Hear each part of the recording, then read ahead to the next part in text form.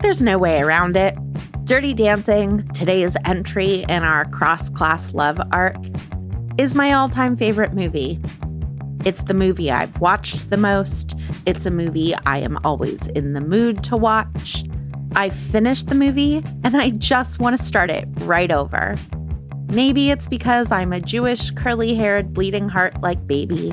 Maybe it's because the dancing and the music is so good. But regardless, anything other than fawning is an act of performance on my part, and I thought you should know my clear bias as we walk into today's episode. Dirty Dancing was released in 1987, but it takes place in the summer of 1963. It centers around Baby, an 18-year-old girl about to go to the Women's College Mount Holyoke in the fall and study the economics of underdeveloped countries before she heads off to the Peace Corps. That was before President Kennedy was shot, before the Beatles came, when I couldn't wait to join the Peace Corps, and I thought I'd never find a guy as great as my dad. The whole film takes place over the course of about a month, while Baby and her family, the Housemans, are staying at Kellerman's, a resort vacation spot in the Catskills. On one of her first nights at Kellerman's, Baby is wandering around with a boy she's being set up with, Neil, and she sees the gorgeous dance instructor, Penny, sobbing in the kitchen. Baby goes and finds Penny's friends, one of whom is Patrick Swayze as lead dance instructor of the camp, Johnny Castle. Through conversation, she finds out that Penny is pregnant and can't afford the abortion that was illegal in 1963. Baby goes to the guy who got Penny pregnant, Robbie, who's a waiter at the camp. Robbie is off to Yale Medical School in the fall and tells Baby that he isn't paying for Penny's abortion, saying he has no reason to believe that the baby is his anyway. Some people count, some people don't. So Baby goes to her dad, Dr. Houseman, played by Jerry Orbach, and asks for the money for a friend. It's not illegal, is it? No, Daddy. He gives her the money and she passes it over to Penny. Penny tells her that she can't use the money anyway because she can't get the night off work. The only night that she can arrange to get an abortion is the night that she and Johnny have to perform at Kellerman's sister hotel. And if they don't go and perform there, they'll get fired from this summer and next. So a plan is formed. Baby will learn the dance so Penny can go get the abortion. Johnny does not like this idea. He has no faith that this spoiled brat will put in the effort to really pull this off. So the three start training: Penny, Baby, and Johnny. I told you I never did any of these dances before. Now it's 1, 2, 3, 4, 1, 2, 3, 4. Soon, Penny stops coming to the rehearsals, and tension rises between Johnny and Baby. The tension is that of distrust mostly felt from working-class Johnny toward upper-middle-class Baby. But it soon turns into sexual tension and mutual respect. There are dance montages galore, one of which famously includes the two practicing a lift again and again and again in a lake. The dance at the other hotel goes fine enough. The lift is not pulled off. But when Johnny and Baby return to Kellerman's, we find out that Penny's abortion was awful. He didn't use no ether, nothing. I thought you said he was at Real MD. The guy had a dirty knife and a folding table. And Penny is bleeding and in horrible pain. Baby runs off to get her dad, who arrives with his doctor bag and treats Penny. A misunderstanding emerges. Dr. Houseman asks, Who's responsible for this girl? and Johnny, a good friend, steps forward and says, I am. Dr. Houseman takes this to mean that Johnny was the one who got Penny pregnant and sent her off to be chopped up. And he's livid at Baby. She lied to him about his money going somewhere illegal and got mixed up with the wrong people. Was that what my money paid for? Daddy, I'm sorry. I never meant to lie to you. You're not the person I thought you were, baby. Baby goes back to Johnny's to apologize for how her father treated him. Johnny, I came here Because my father... You know, the way he saved her, I mean, I could never do anything like that. That was something. I mean, the reason people treat me like I'm nothing is because I'm nothing. That's not true. You're everything. And the two end up dancing and then having sex. Baby and Johnny fall in love, although it's worth mentioning that the word love is not used in the film between the two. Johnny is frustrated that Baby won't tell her father about them, but the two mostly enjoy their clandestine affair. That stays true up until Johnny gets accused of stealing a wallet and Baby acts as his alibi. No, Mr. Kelman, wait a minute. I know Johnny didn't take the wallet. I know he didn't take it because he was in his room all night. And the reason I know is because I was with him. Johnny gets fired for sleeping with the guest, and Baby gets outed as not being Daddy's little girl anymore. And the two say goodbye. Until the last night of camp, when Johnny comes back and says, "No one puts Baby in a corner," and pulls Baby up on stage to Dirty Dance in front of the whole camp. Dirty Dancing is, of course, a kind of fantasy, a story of a girl who realizes her beauty and demands the world sees her on her own terms. But the world she is demanding this of doesn't see everyone as equals.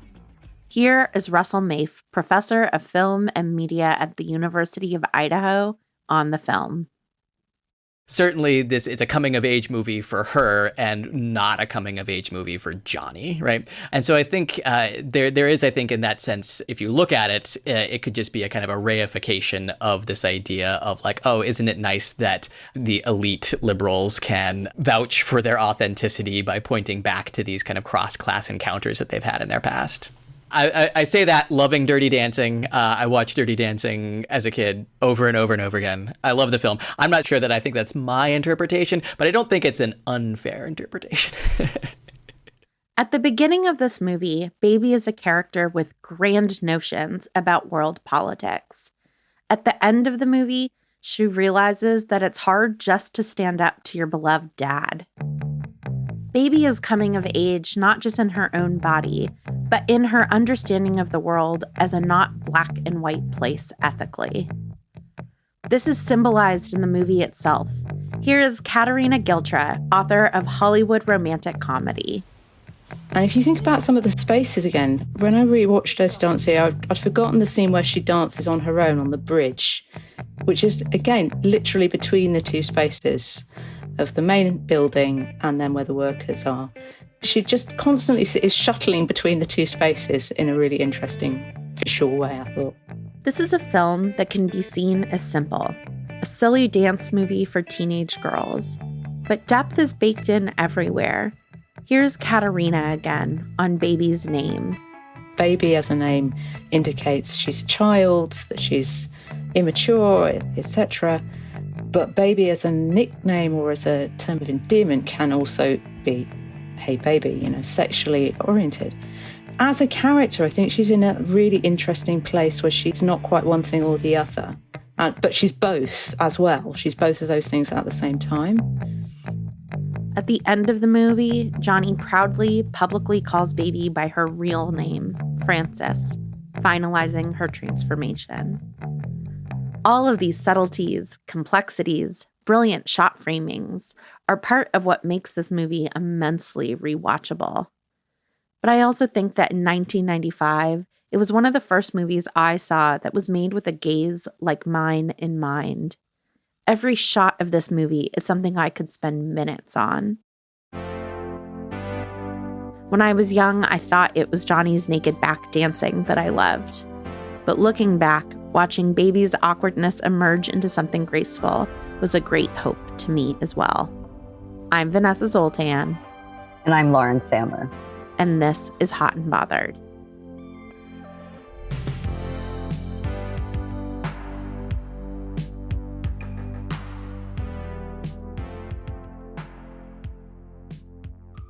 I'm so happy you're here. I'm so happy to be here. As soon as we realized that you were not going to co-host this season with us, Lauren, you said, that's fine, but can I come back for Dirty Dancing?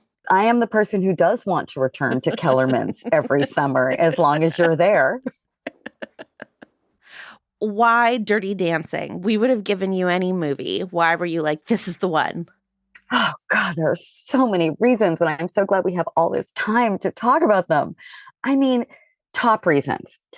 Seeing myself represented on film in a way that I pretty much never had before this film and pretty much never have since. You're talking about you see yourself in Johnny Castle. Is that correct? Clearly.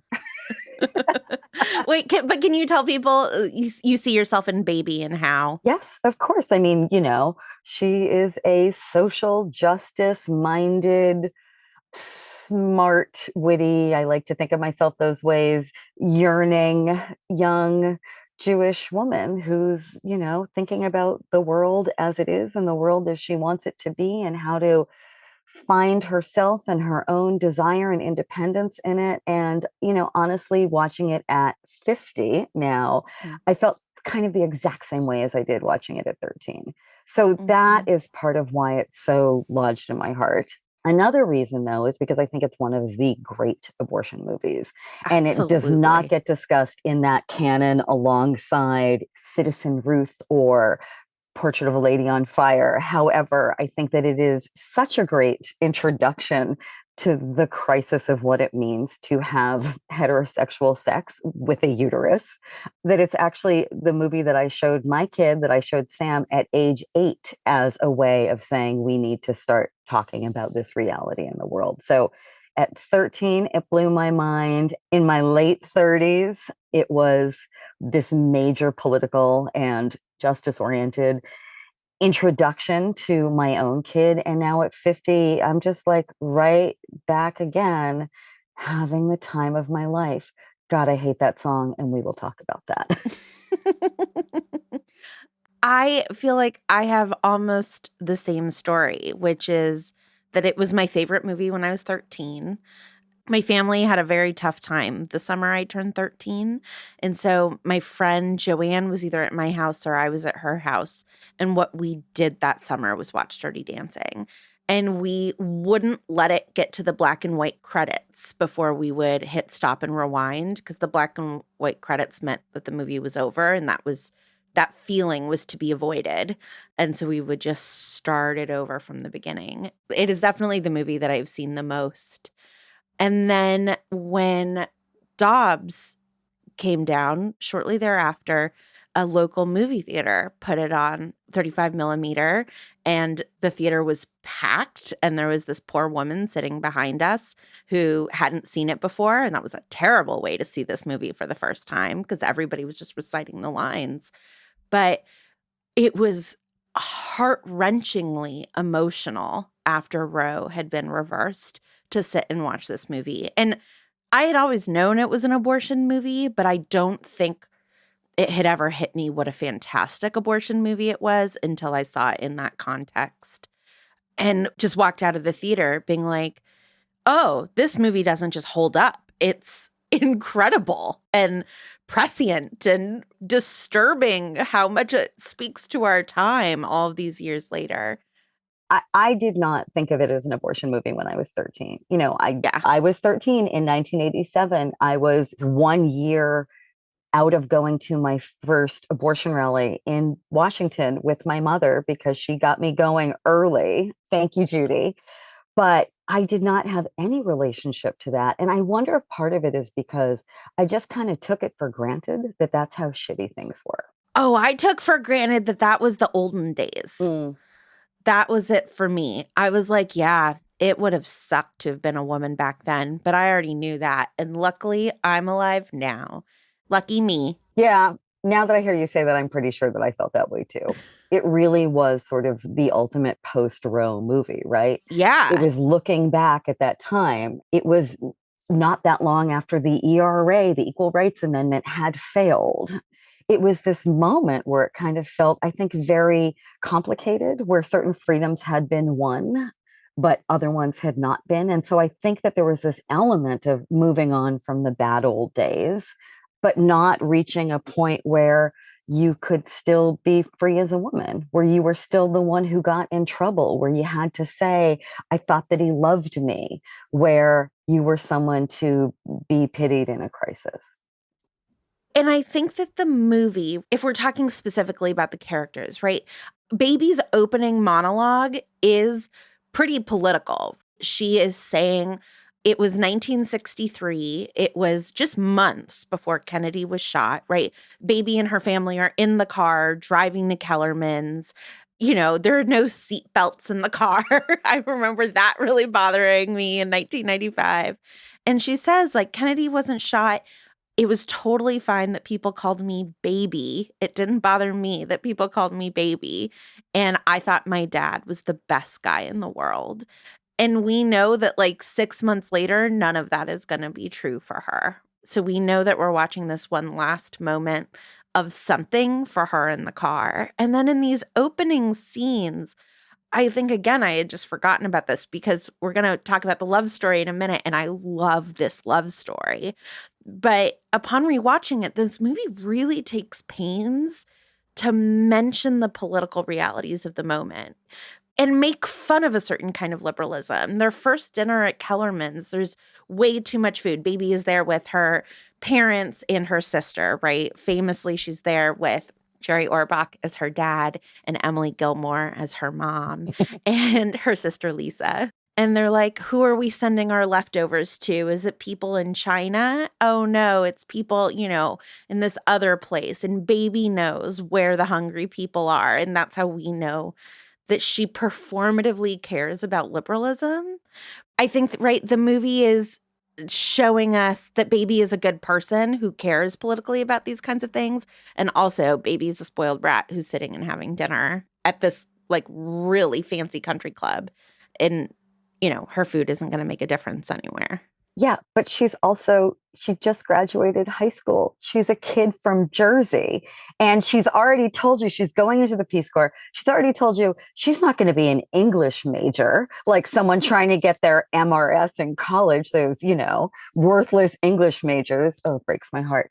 She's going to study political economics. Like, I don't think it's just lip service to Jewish liberalism. I think that she's someone who actually does want to be making that difference and is trapped in the fact that she's still a child and she has to sit there at the country club table where she feels so awkward and so out of place and can't stand anything happening around her. And the only thing that makes it okay is her dad maybe seeing the world the way that she sees it. And while he may be just saving one life at a time back in Jersey, she's actually intending to go somewhere very different where she personally can try to make some sort of an impact. And I don't think it's just giving lip service to that.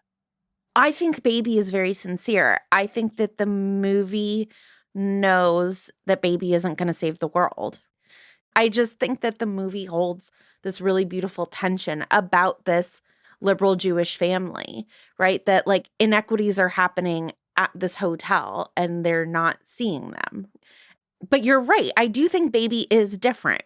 Everybody is wherever in the hall at the magic show, and Baby starts skulking around the grounds at night. And she is where no other upper middle class vacationer is. And I love the scene where we first meet Johnny. She's spying on like an orientation meeting at Kellerman's, and Kellerman, the boss, is saying to the group of Jewish upper middle class waiters, it's your job to flirt with all of the girls, even the ugly girls, right? Like this is part of your job as a waiter.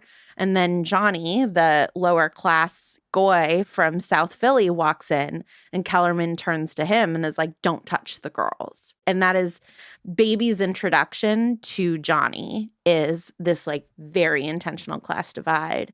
It is such a fascinating scene because it does show you how intentionally the system is built. And I know, I'm always talking about the system and these things, but in this situation, you literally have like the person in power, the person who owns the means of production, right?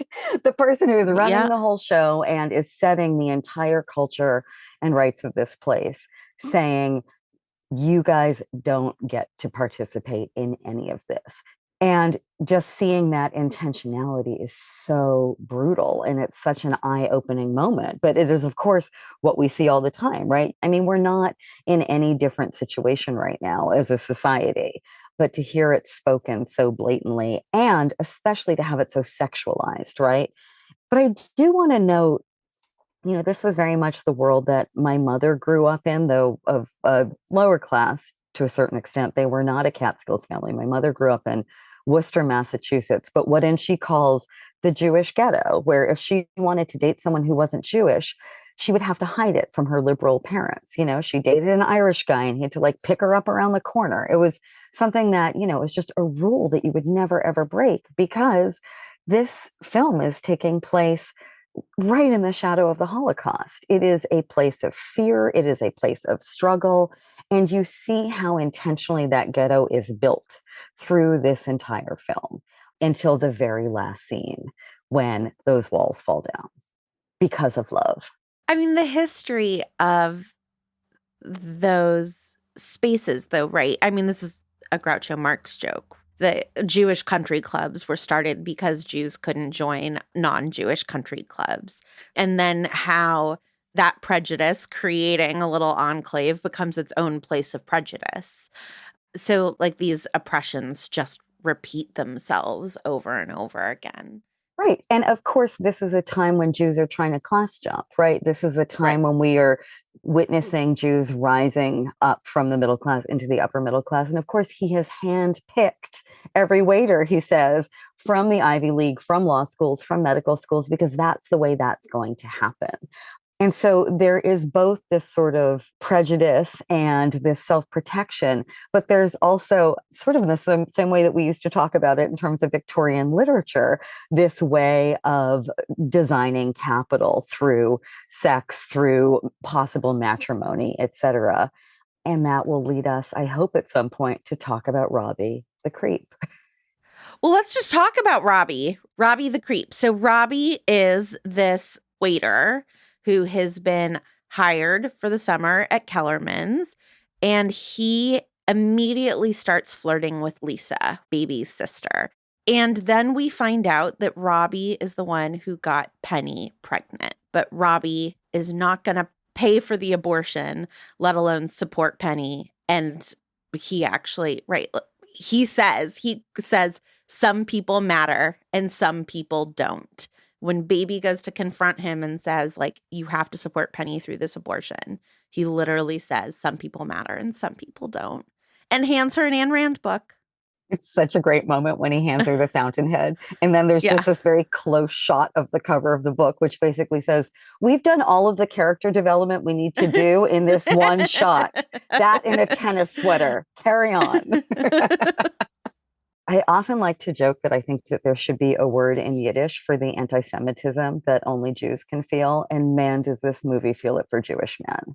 I mean, the villains of this movie are all Jewish men. Like, there's Robbie, who's basically trying to sexually assault Lisa in the bushes. They're like first night there. Yeah. I mean, he's a creep. He's everything bad about a man, right? But so is Neil Kellerman, who might not be as rapey, but he's the grandson of Max Kellerman. It's going to be his place one day. All he's thinking about is money and power over his staff and showing off for Baby. I mean, he's awful. And of course, even though Jerry Orbach is supposed to be, in many ways, the heroic father of the film, as it's set up, he's the most wrong-headed one of all, because he's the one who actually doesn't see the truth and doesn't see his own daughter, who he loves for who she really is.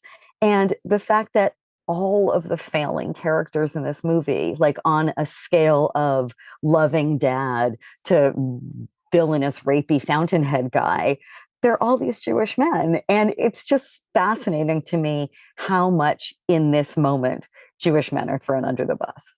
There isn't a good one in the bunch here. It makes sense that, a Jewish woman writes this and her critique is of her dad and the, creepy uncles she grew up with and whatever. But yeah, no, it would be nice if there was sort of one good Jewish guy in the movie, in this like super Jewish movie. Okay, but let's talk about the love story. There's a good, not Jewish guy in this, and it's Johnny Castle. We meet him in this way that we talked about. He's carrying his dancing clothes and his leather jacket over his shoulder as he walks in and gets told that he can't sleep with the girls. So, Lauren, what does this movie believe about love? It kind of teaches you that even if love can't change the world, it can change your world. It can change how you see the world. It can expose hypocrisy. It can teach you how to be inside your body and even how to dance. And it can break your daddy's heart. What do you think it teaches us about love? I think it particularly is making an argument about courage, right? And about bravery. That love makes you braver because you care so much about someone that you're willing to sacrifice for them. And that it also expands the world that you care about. You don't just care about your kin, but you care about their kin because you're a family. So it makes you braver and braver on behalf of a larger group. And then I also think that it argues that while love is not a zero-sum game, it does necessitate you changing the other relationships in your life. If you're sleeping next to Johnny, you're not sleeping next to your sister Lisa, and so you're not gossiping with Lisa. I think it's really interesting the way that Baby threatens to intervene on Lisa's behalf with Robbie, but never does. And I think part of the reason that she isn't defending her sister more is that she's not spending time with Lisa this summer. She's spending all of her time with Johnny.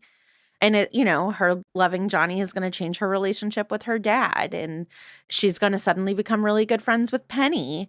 It does necessitate your old world changing. Okay, contrarian question. Please. Do you think that this movie is actually about love, or is it about sex and desire? They never say I love you to each other. The closest that she comes is saying, I'm just worried that I'm going to leave this room and never feel the way I do with you again. It is such a physical relationship. It's also through, the bonding and thrill of a shared crisis, of some shared trauma. But do you think that that all adds up to love? And do you think that the movie actually thinks that it adds up to love? I do. I really do. And I think that Johnny is the one who takes it there through his vulnerability. Baby asks him this question that she means to be a flirty question of, had you had many women, right? And he gets out of bed, puts pants on, and they have a serious conversation about how, yes, he has slept with a lot of women, but looking back, he was actually being used and it made him feel bad about himself, right? And I think again and again, he's the one who is pushing past the boundaries of this desire. He's the one who's really hurt that Baby won't tell her father about them. He's the one who's risking his job in order to be with her.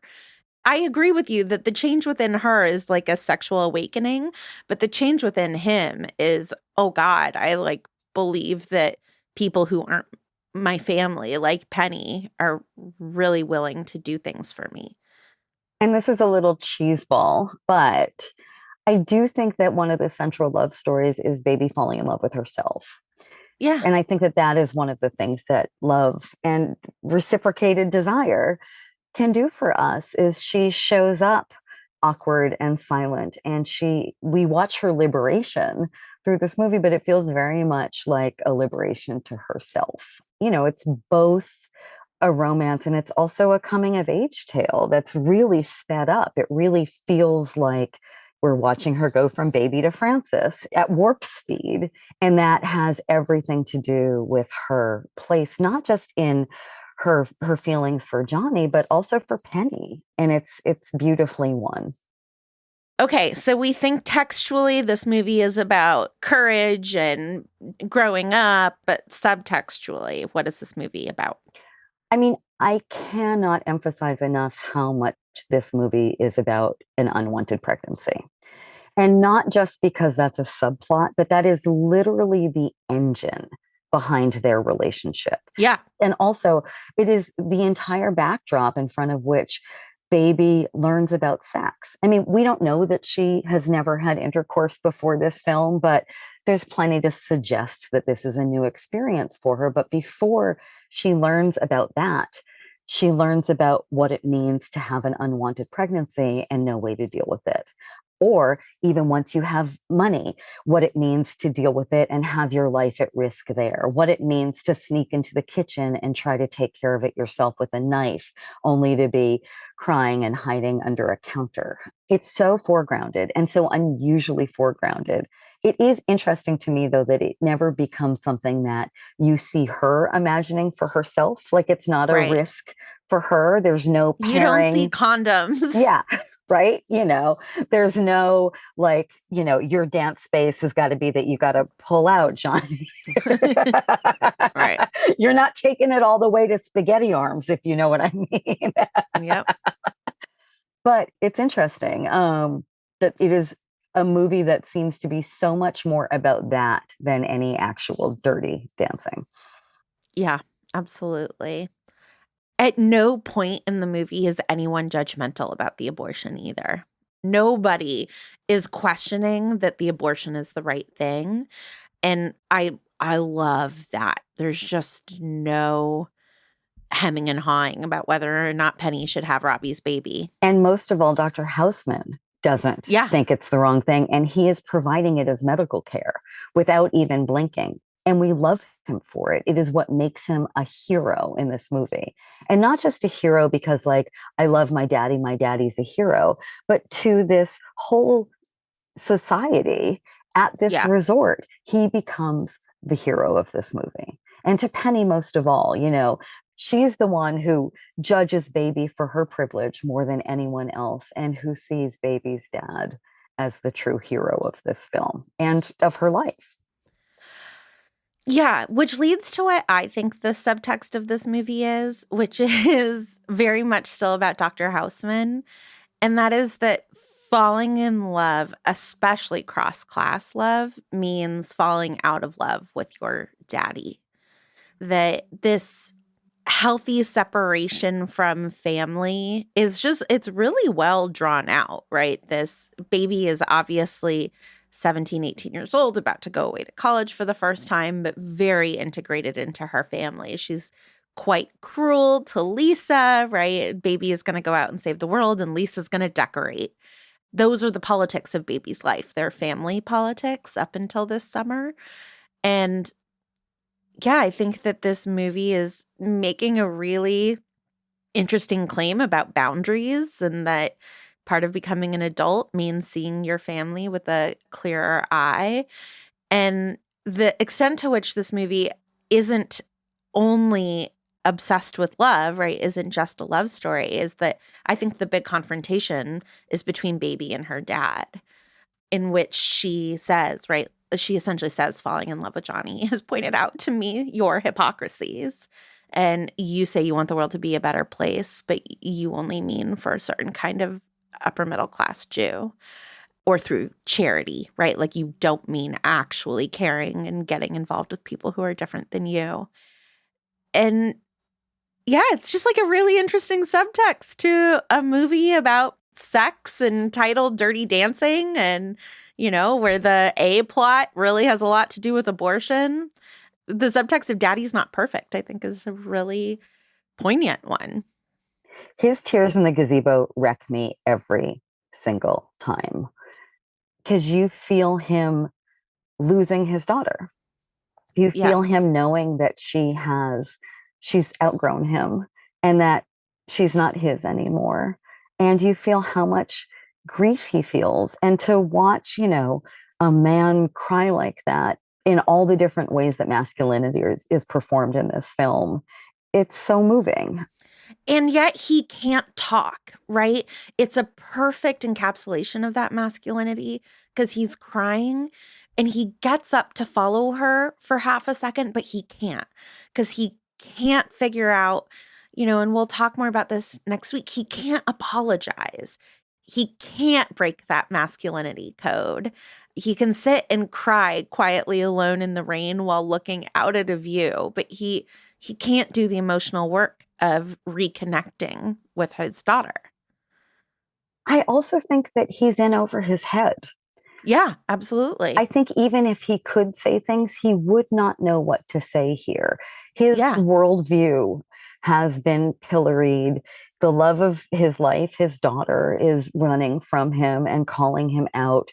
And the limits of what is good is something that's being questioned here. I mean, there is this whole sort of like Jewish philanthropy subtext to this where it's like, oh, daddy's money, like that's what we do. We give people money, right? And then guess what? But the money doesn't mean anything unless you can have safe and legal abortion because it's just going to be some guy in his shirt sleeves. So I think that there's both the feeling of like, you know, the very true feeling of losing your daughter and also the metaphorical feeling of what it means to lose what you thought you had brought into the world.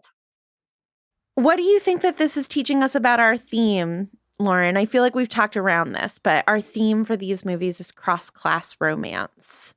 I think that what happens at Kellerman stays at Kellerman's.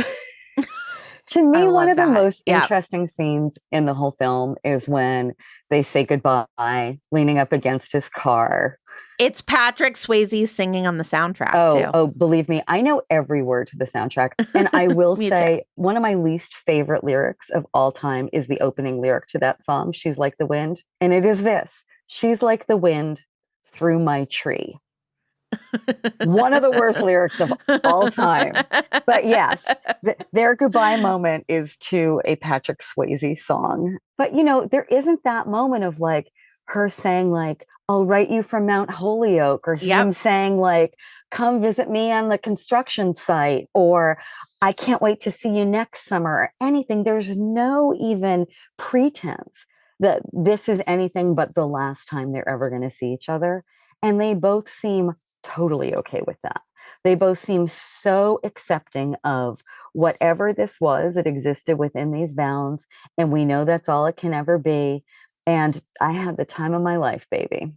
All in the past tense. Yeah, I'll never be sorry. Like, that's it. And it's a big thing for him to say because he lost his job, not just this summer, but next summer and all the next summers over this. He's lost a lot of money over this. And like, that's what he says, right? I'll never be sorry. I think what's often true in love stories that end tragically, you know, whether that's Romeo and Juliet, West Side Story, Titanic, is that, at least for me, I always believe if the world hadn't gotten in their way, there is a chance that these two crazy kids could have made it in an unfair world and that their love would have gotten them through. And you just don't ever think that about Baby and Johnny. You don't. The other thing that I do think is interesting on this theme, though, is that there is another cross-class sexual relationship, and that is between Robbie and Penny. And that also, I mean, Robbie is like, she doesn't flippin' matter because she's poor, which is the opposite of what Baby is saying. But there is no cross-class sustaining relationship in this movie. For a movie that is all about cross-class romance, this movie thinks you can fall in love across class, but it does not think that you can get over it and be together.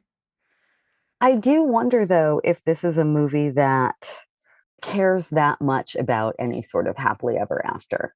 I mean, I think that what this movie cares about is that Baby's going to get to feel again the way that she feels with Johnny. And I think by the time we get to their goodbye, we know that this is not the last time that she's going to feel this way. You know, I think that it's ushering in a more, some might say, promiscuous time, a time of, you know, the pill is going to happen really soon. It's going to be pre-AIDS. It's going to be that moment where it's like, you get to feel however you want, whenever you want it, if you're lucky, and not the same notion of, you are going to settle down with your Robbie and have your baby and it's all over for you. And that is part of the world which is also exploding here. I mean, one of the things that really haunts me about this movie is that Robbie is going to find a nice Jewish girl to marry and make her life miserable. Miserable. Yes.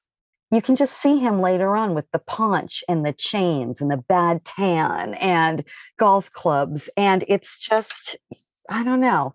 I think that he is doomed to a very unhappy life, and hopefully women will continue leaving him forever, just like Lisa knew to. Because you said golf, I just want to say that there's a moment in this movie that I love so much. And that is when I really just have to call them this. It's Baby's mom and dad. But when Jerry Orbach is teaching Emily Gilmore how to golf, it's a micro scene. And Baby interrupts to go ask him for money for Penny's abortion. But this Jewish woman can't golf. And he's trying to like waspify her and teach her how to golf. And I just love this 10-second moment of this attempt at Jewish upward mobility where they have access to golf courses, but they didn't grow up golfing. I love it. Honestly, one of my biggest problems with the whole movie is how little Kelly Bishop we get. Oh my God, it's ridiculous. You barely see her dance. You see her dance for 5 seconds. I think that it's genius casting, though, right? This is not quite a musical. And so they cast Jerry Orbach and Kelly Bishop, 2 Tony Award winners for musical theater just years prior, as the parents without letting them sing and dance, I think is a really interesting casting choice. And there's that little wink when they're watching Baby dance in the end where she says, I think she gets it from me. And it's like, oh, we know what you mean, Kelly Bishop. But she could have gotten it from Jerry Orbach, who was Billy Flynn in Chicago. Okay, so we cannot finish this episode without talking about Eleanor Bergstein. So I'm going to hit the emergency stop button.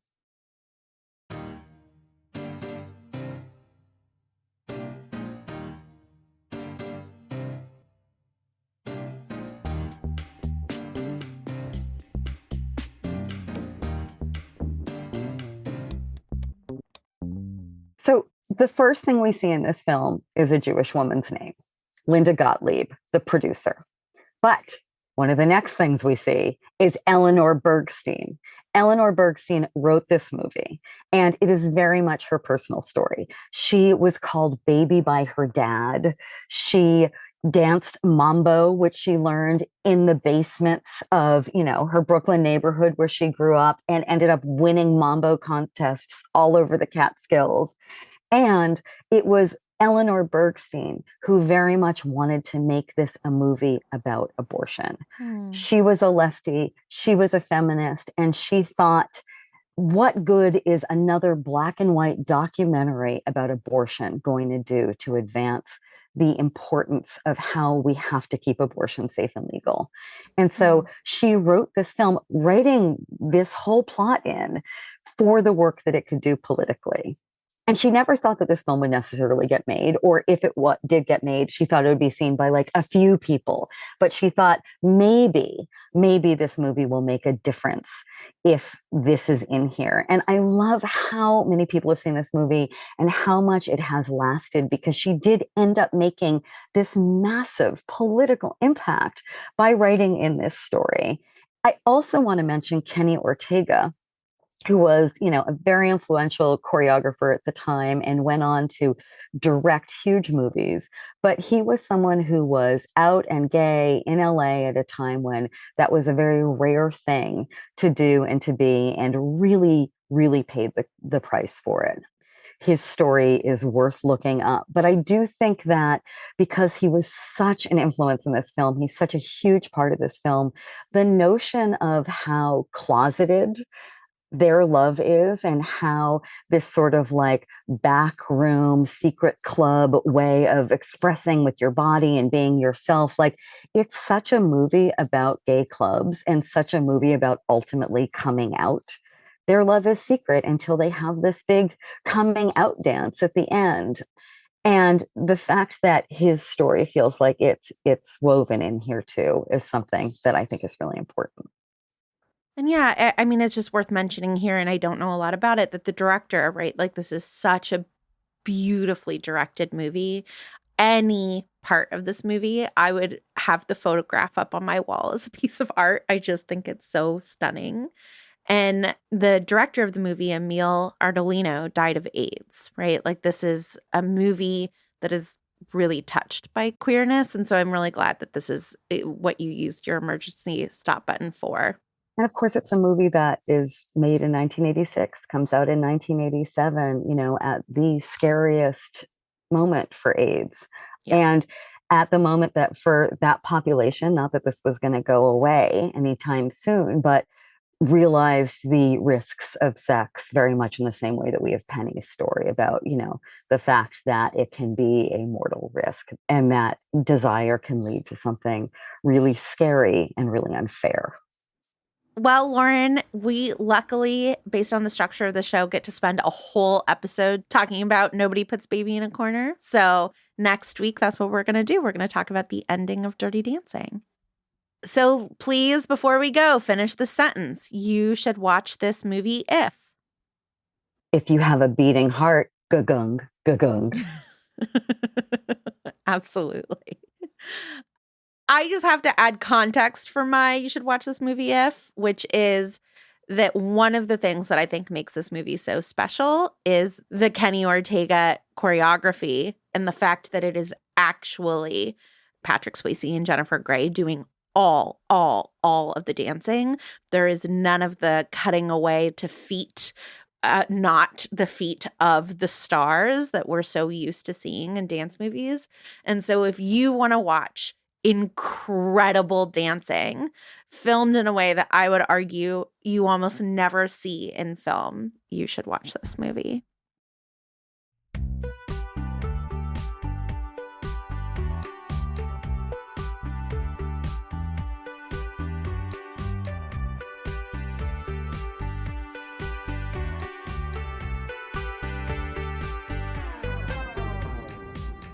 Lauren and I each mentioned in today's episode that we suspect that part of why we love this film is because we are Jewish women watching this, and that there's something about the movie that feels very Jewish. And, Judaism doesn't get really talked about. There's just some coding. You hear a little bit of Yiddish in the movie. You know that Jennifer Grey, the actress, is Jewish. But the other reason that you know that this is a Jewish movie is because of where it takes place. It takes place at a bungalow-based hotel in the Catskills, which historically was a very Jewish thing. And so we thought that we would get someone on the phone to teach us about the Catskills and the history of Jews in the Catskills. And we were lucky enough to get Phil Brown. He is the author of Catskill Culture, A Mountain Rat's Memories of the Great Jewish Resort Area, an edited volume in the Catskills, A Century of the Jewish Experience in the Mountains, and co-edited Summer Haven, The Catskills, the Holocaust, and the Literary Imagination. He's also the founder and president of the Catskills Institute, a research organization that contains the world's largest archive of material on the Jewish experience in the Catskills. Let's get Phil on the phone.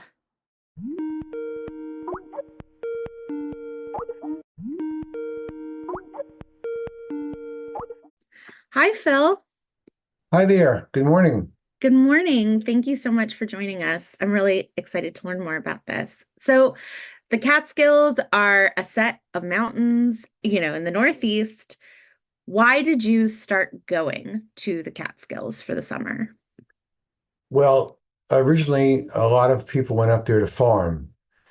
It turned out the Catskills weren't very good places to farm. The land was not so great. It was very rocky, and they couldn't grow crops very well. They could have cattle for milk, and they could have chickens for eggs. And Sullivan County, which was the main heart of the Catskills, was actually the #1 egg-growing county in the state of New York for quite a while. When was this? This was in the turn of the century, so the late 1890s, early 1900s. Okay. And so they started to take in boarders. Everybody knew somebody back in the city, and they would come up and they would put them up for a while. And then that seemed to be more lucrative than raising chickens and cows. And so that grew.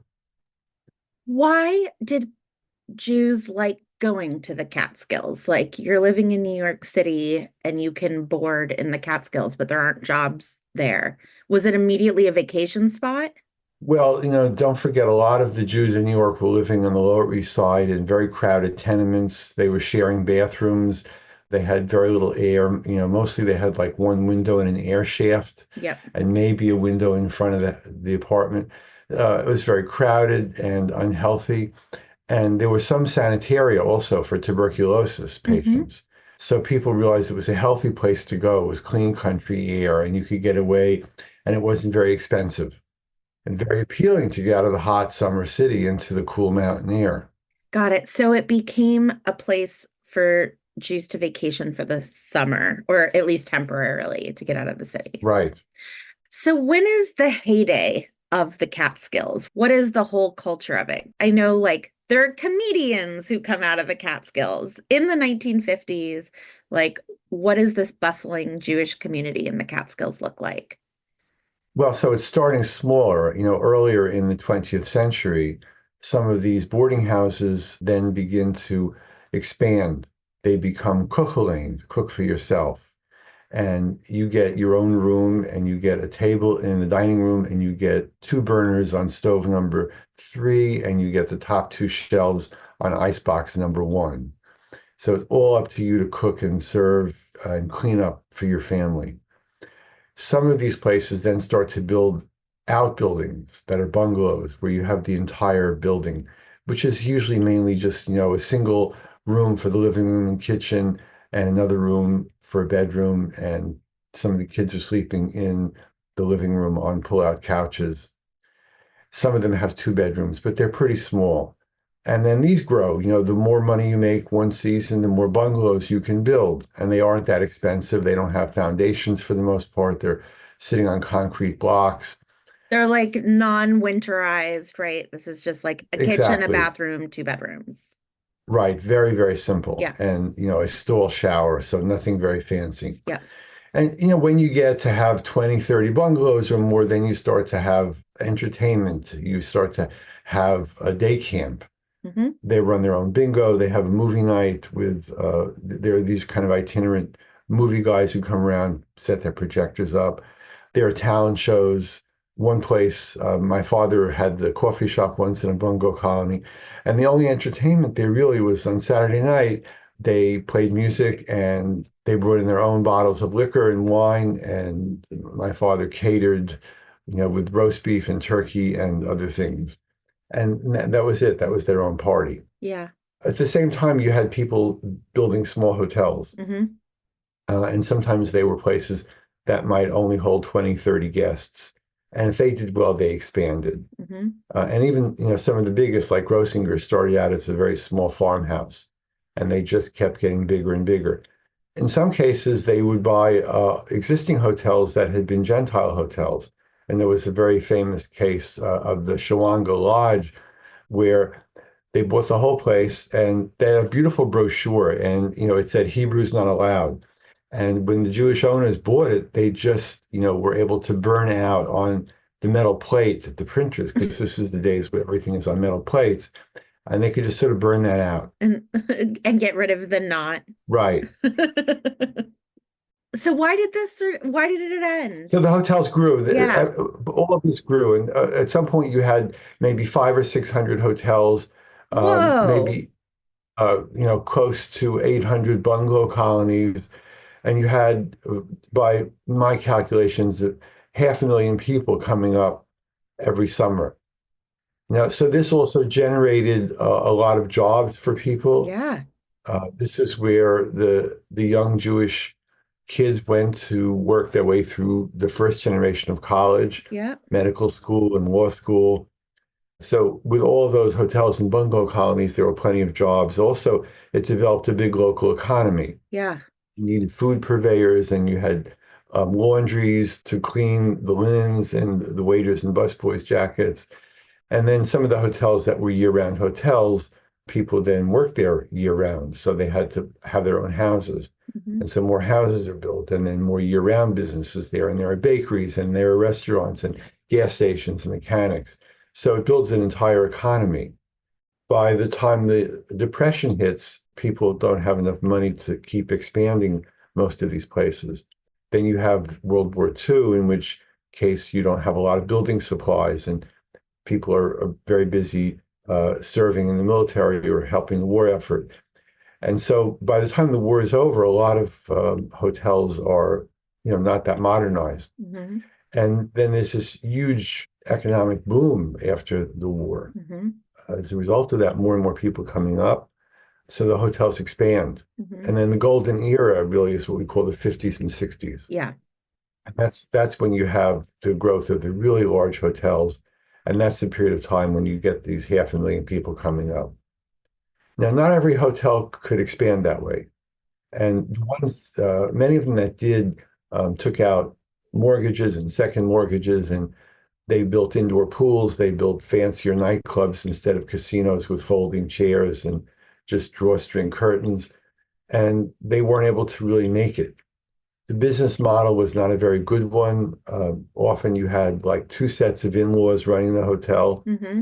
and one was in charge of the office, one in charge of the kitchen, one in charge of recruiting clientele, one in charge of maintaining the whole property. They would not always agree with each other. Mm-hmm. You also started to then have people who were not so eager to go to the Catskills once they found out there were other places to go. Yeah. And then the cruises started and the Caribbean opened up, and the whole model of the all-you-can-eat, all-inclusive vacation, instead of being up in the Catskills, was now on a boat, and it was much more luxurious. Many hotels had never modernized, and most of the rooms in some of those older, smaller hotels shared baths. And people at this point, were living in a much more sophisticated society. They didn't want to share bathrooms with Right. 10 other rooms. Jews began to move to Miami. They began to move to Los Angeles, Mm-hmm. and they had permanent vacations, year-round vacations. As the grandparents died, they didn't have to go to a kosher place to Yep. please them, and they wanted to just go and do something different. Mm-hmm. Mm-hmm. So a lot of the hotels was falling apart. Jews who worked their way up as first-generation college now had enough money to go elsewhere, and they wanted fancier, and they didn't have to go up there to work. And even the staff in the kitchen, in the dining rooms, was now much more a non-Jewish Yeah. workforce. My theory was that the advent of air conditioning units kept people in New York City, so I was way off. Well, that's part of it. People always talked about air conditioning and jet travel as important. Got it. And those were, but the other things I mentioned were. Yeah. The other thing, if you think about the beginning of the 60s, almost all Jews marry other Jews. Mm-hmm. Within a decade, that changes to about 50%. Yeah. And maybe it's not so comfortable to come up there, with a mixed family. Yeah. So is Dirty Dancing an accurate portrayal of the Catskills in 1963? No, it's not. What does it get wrong? Dirty Dancing, was useful because it introduced a lot of people to the idea of the Catskills. Yeah. The film A Walk on the Moon, I love that which movie. takes place in 1969, is a vivid example of bungalow colony life. And the corollary, Sweet Lorraine, is the tale of hotel life in this period. And much more interesting, much more authentic in terms of how did people live, what was the size of the place, what was the feel of the place. Dirty Dancing is like a takeoff on Grossinger's. Mm-hmm. And most people, like myself, who've studied the Catskills, who, like myself, run conferences on Catskills, written books about it and spoken about it, we think of that as a really de-Judaized movie. That, as much as you can say these people are Jewish, the place doesn't seem Jewish. Mm-hmm. There's no Yiddishkeit feel to the place that you have in the others. Yeah, Dirty Dancing has one line at the end where it's Bobby and Zadie opening this place, but other than that, it's really not. Yeah. And really the most authentic part of it is the talent show at the end. Mm-hmm. And not that Patrick Swayze sweeps baby off the stage and rescues everything, but the fact that there are people up there, from the staff and the guests who are singing a song that they wrote themselves about Kellerman's. Yeah. That's the kind of small hotel kind of culture that there would be. Yeah. And so that does have a bit of authenticity to it. But as a whole, nobody thinks Dirty Dancing represents the Catskills very well. Yeah. And it's not even a matter of where it was made, right? So it was, made in North Carolina. But that's not the point. A Walk on the Moon was made in Canada. Yeah. Sweet Lorraine's different. Sweet Lorraine is interesting because the director married the daughter of a hotel owner. Oh, interesting. And they basically reopened the hotel to make the movie, refurbished a floor of it and the kitchen of it, and the Haydn Hotel became the location for it. That's very cool. Phil, thank you so much. This was just, I could talk to you. I have so many more questions, but we've already gone over our time, so I'll let you go. On our Catskills Institute website, hosted at Northeastern University, there are endless resources. Okay. It's an area that's become specialized. I call it Catskill Studies. There's a whole book on the bungalow colonies, a whole book on the Jewish farmers, and lots of other. There are many novels. And our website is also full of original fiction and endless graphics and postcards and photographs and hotel memorabilia. So everybody can learn about it. Great. Thank you so much. Bye. Bye. You've been listening to Hot and Bothered. We are a small show, so we do need your support to run. If you can, please consider supporting us on Patreon at patreon.com/hotandbotheredrompod. If you love the show, please leave us a review on Apple Podcasts telling us that you have the time of your life listening. We are a Not Sorry production. I'm the executive producer. We are edited and produced by Ariana Nettleman, and we are distributed by Acast. Thanks as always to our soulmate level patrons, Molly Reilly, who we would chase through an airport to declare our love to, Becky Boo, who we would wait for hours on the top of the Empire State Building for, Elizabeth Schweinsberg, whose heart we would play a game of one-on-one basketball for, and Lauren Byer O'Connell, who we would call up on stage to dance with us in front of the whole summer camp. Lauren, that's your movie. Special thanks to Phil Brown for getting on the phone with us, in the amazing, beautiful, brilliant Lauren Sandler for coming and co-hosting. It was so good to see you again. And to our team, Julia Argy, Nikki Zoltan, AJ Ramos, Anissa Ahmed, Danny Langley, Courtney Brown, and Stephanie Paulsell.